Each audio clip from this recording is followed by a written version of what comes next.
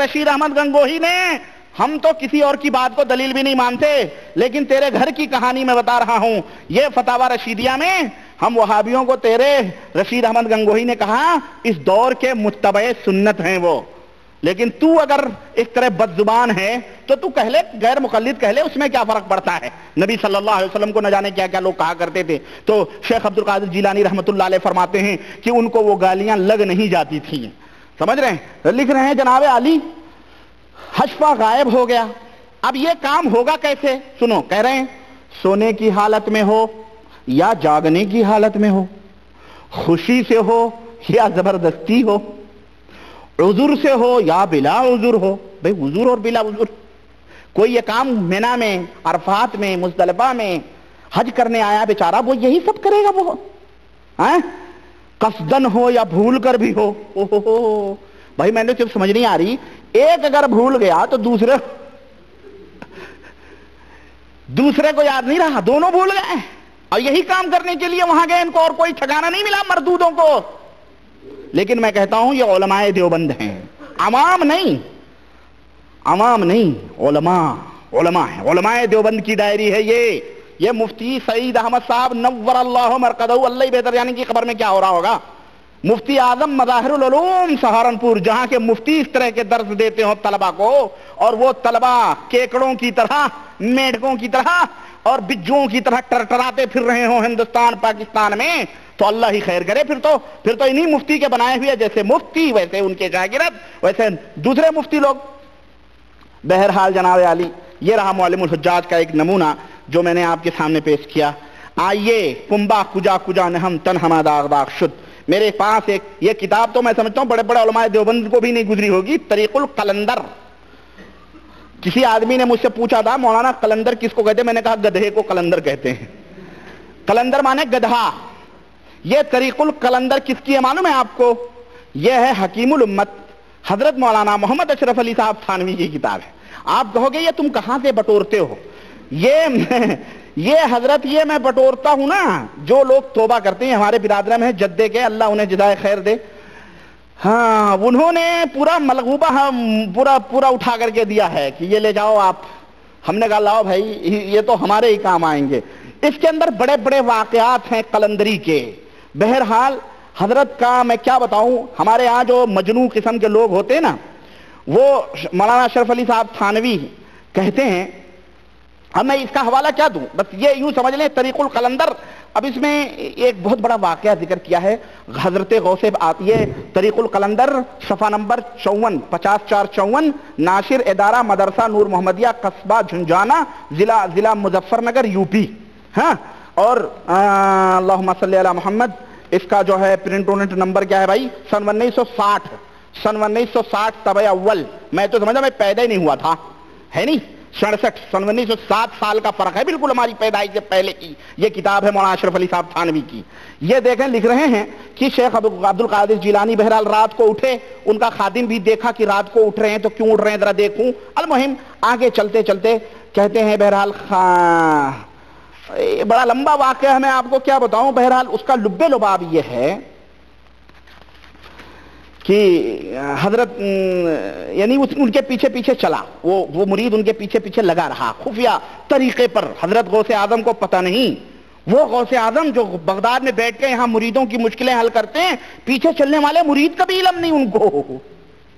یہ ان کے غوث اعظم ہیں، دیکھیں کہہ رہے ہیں بھائی چلتا، کہہ رہا ہے وہ مرید کہہ رہا ہے کہ ایک شہر پناہ کا دیکھا، وہاں قفل کھولا، آگے بڑھے، بہت بڑا بھاری شہر نظر آیا، بغداد کے قریب اتنا بڑا شہر۔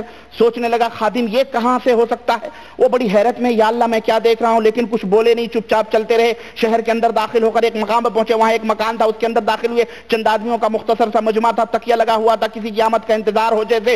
حضرت شیخ کو دیکھتے ہی سب لوگ کھڑے ہو گئے۔ المہم خادم کی سمجھ میں کچھ نہیں آیا، یہ سب دیکھتا رہا۔ حجرہ کھلا، جنازہ نکلا، جن کے ہمراہ چند آدمی تھے ان میں ایک بوڑھے نورانی شکل کے بزرگ تھے، شیخ کے سامنے جنازہ رکھا گیا، حضرت نے نماز جنازہ پڑھائی، پھر وہ جنازہ لے گئے، پھر ادھر ادھر حضرت شیخ کا استقبال کیا تھا، پھر آ کر سب کے گرد بیٹھ گئے، اسی طرح اشاروں میں دوبارہ پھر کچھ عرض کیا، اس پر حضرت شیخ اسی وقت گردن جھکا کر مراقب ہوئے۔ تھوڑی دیر گزری تھی، ایک زنار دار آدمی عیسائی لباس پہنے ہوئے حاضر ہوا، آپ نے اپنے دست مبارک سے اس کا زنار اس کا زنار توڑا اور کلمہ شریف پڑھا کر مسلمان کیا. پھر حاضرین سے ارشاد فرمایا کہ یہ ہے. پھر حضرت اس جگہ سے اپنے مکان پر لوٹ آئے, خادم کو اسی ادھڑ بن میں اور حیرت میں صبح ہو گئی.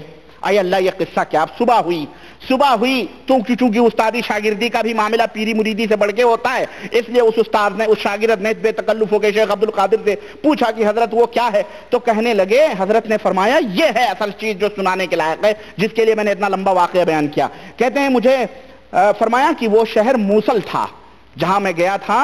وہ شہر کون سا تھا؟ موصل. یہ کہاں ہے معلوم ہے؟ حلب اور موصل یہ جو ہے ملک شام کی طرف ہے. اور بغداد اور کوفہ کہاں ہے؟ جو بغداد سے بہت دور ہے, لیکن اللہ تعالیٰ نے میرے لیے اسے بالکل قریب کر دیا. یہ کتاب اٹھائیں بھائی ذرا. اللہ تعالیٰ نے اسے کیا کر دیا؟ مجھے بالکل قریب کر دیا اور طی ارض ہو گیا, یعنی زمین سمٹ گئی اور میں پہنچ گیا. ہاں, ایک ہی رات میں. نبی صلی اللہ علیہ وسلم تو ایک رات میں بیت المقدس سے, الحمدللہ یہ تو نبی کی معراج تھی اور اسرا تھی اور نبی کا معجزہ تھا, لیکن یہاں غوث اعظم کے معجزے دیکھو کیا کرامتیں. طی ارض ہو گیا, زمین سمٹ گئی. اور وہ مجمع جنہوں نے میرا استقبال کیا جو تم نے دیکھا, وہ مجمع ابدال کا تھا. قطب اور ابدال, او حضرت تو غوث قطب ہے نا, قطب عالم ہے نا. پھر وہ ابدال کا مجمع تھا, اور انہی میں سے ایک ابدال قریب المرگ تھے جن کے کراہنے کی آواز آ رہی تھی. اوہو, کہاں بغداد اور کہاں وہ کراہنے کی آواز. ہاں, اور وہ بوڑھے نورانی شکل والے بزرگ جو جنازہ لے کر نکلے تھے وہ حضرت خضر علیہ السلام تھے. اللہ اکبر, ماشاءاللہ, یہ حکیم الامت ہیں. کون ہے یہ؟ بہرحال چھوڑیں, لمبا واقعہ ہے. آگے کہتے ہیں حضرت, کہتے ہیں کیا اللہ میں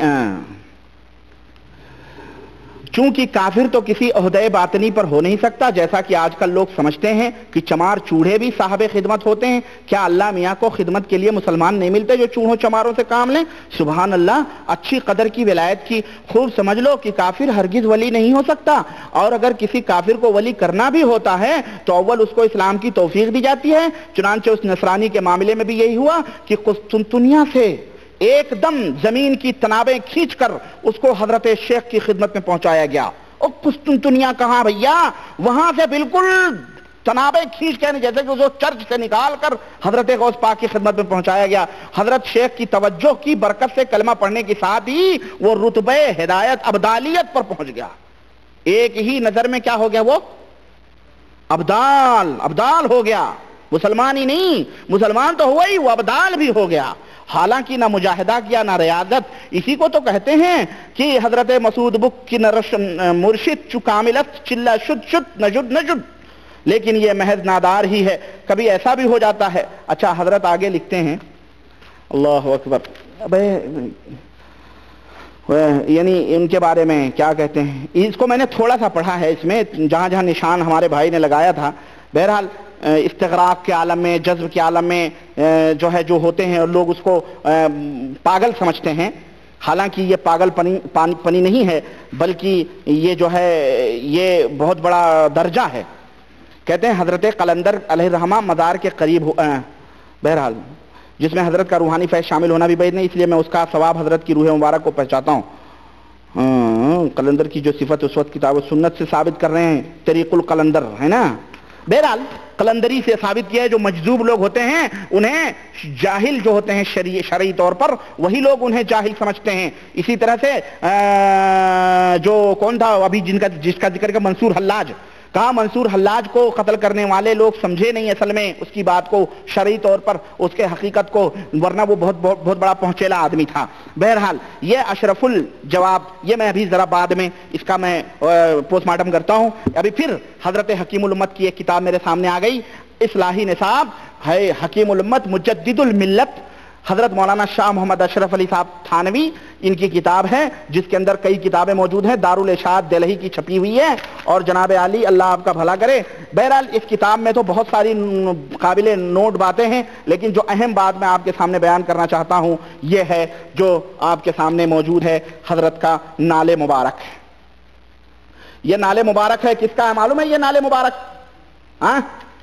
نعل مبارک ہذا مثال نعلہ صلو علیہ آلہ, نبی صلی اللہ علیہ وسلم کے اوپر.